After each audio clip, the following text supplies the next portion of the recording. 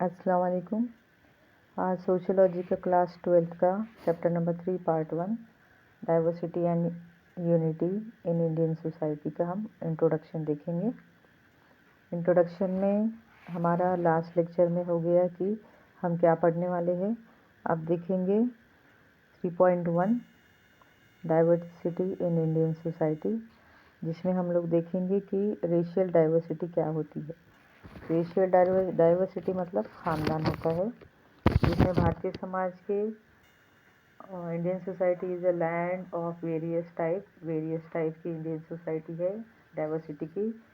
The dictionary define diversity as a variety of different. We will discuss in this part about the most powerful source of diversity के most powerful sources हम देखेंगे, जिसमें है race, religion, language, region, caste, class and gender in society. ठीक है। इसके बाद उसमें देखेंगे, ये आप जो इमेज देख रहे हो ये बुक में भी है आपके, दैट इज़ इक्वालिटी की इमेज है। Just wanna say that we are all equal, जिसमें इक्वल है। देखो, आप इसको अगर डिस्क्राइब करोगे तो हर एक इंसान इसमें अलग अलग है। कोई दुबला है, कोई पतला है, किसी की हेयर स्टाइल अलग है, किसी का चेहरा छोटा है, बड़ा है, कोई हाइट में कम है, कोई ज़्यादा है ना। तो हम इक्वालिटी से भारत में रहते हैं।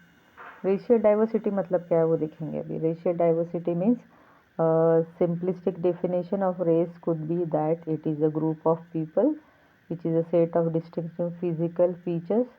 A.W. Green says a race is a large biological human grouping with a number of distinctive inherited characteristics which vary within a certain range.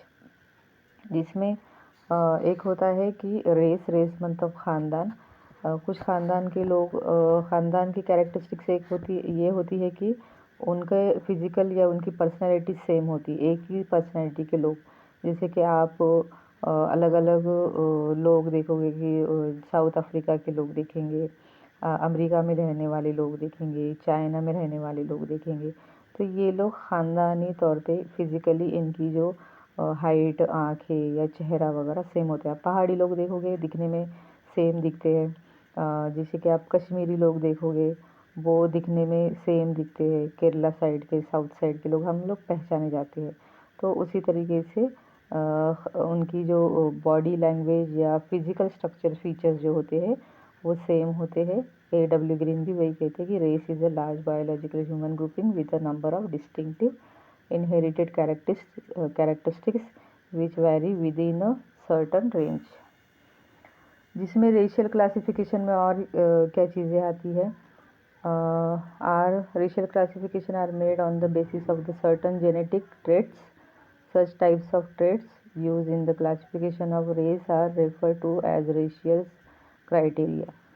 जिसमें और एक चीज़ आपको दिखाई देगी कि इनकी जो कैरेक्टरिस्टिक्स में जो एक ही वंश के लोग जो थे वो एक ही कल्चर के हिसाब से अपना काम करते। उनका कल्चर और उनका मेथड, उनका रहन सहन का तरीका और बाल बनाने का तरीका या उनके कपड़े पहनने का तरीका एक तरीके का हो सकता है।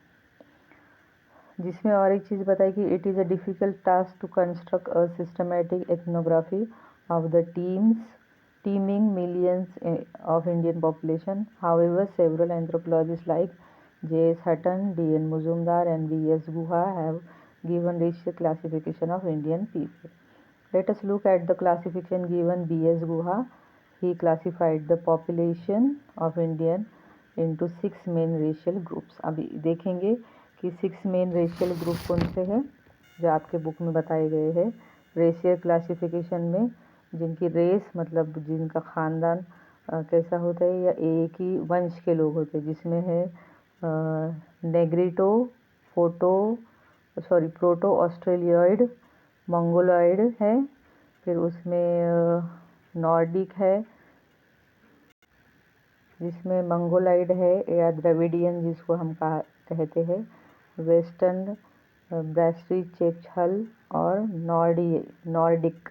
तो ये रेशियल क्लासिफिकेशन बताए कि ये लोग जो रेस के जो लोग हैं मंगोलाइड या मंगोल के लोग जो होते हैं वो दिखने में उनकी पर्सनैलिटी, इनके बाल, इनका कलर, इनकी हाइट सब सेम होता है। तो ये होता है रेशियल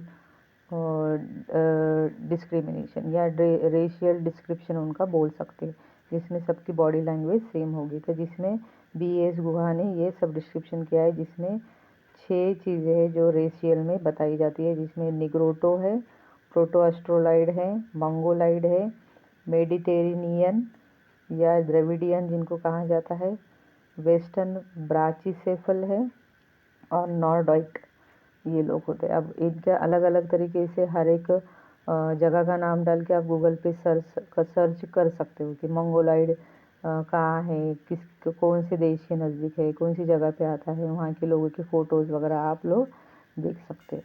ठीक है, अब इसी तरीके से ये लेक्चर का ये पॉइंट पार्ट 1 यहीं पे ख़त्म होता है। नेक्स्ट पॉइंट हम नेक्स्ट पार्ट 2 में हम रिलीजियस डाइवर्सिटी देखेंगे। Thank you very much. अल्लाह हाफिज़।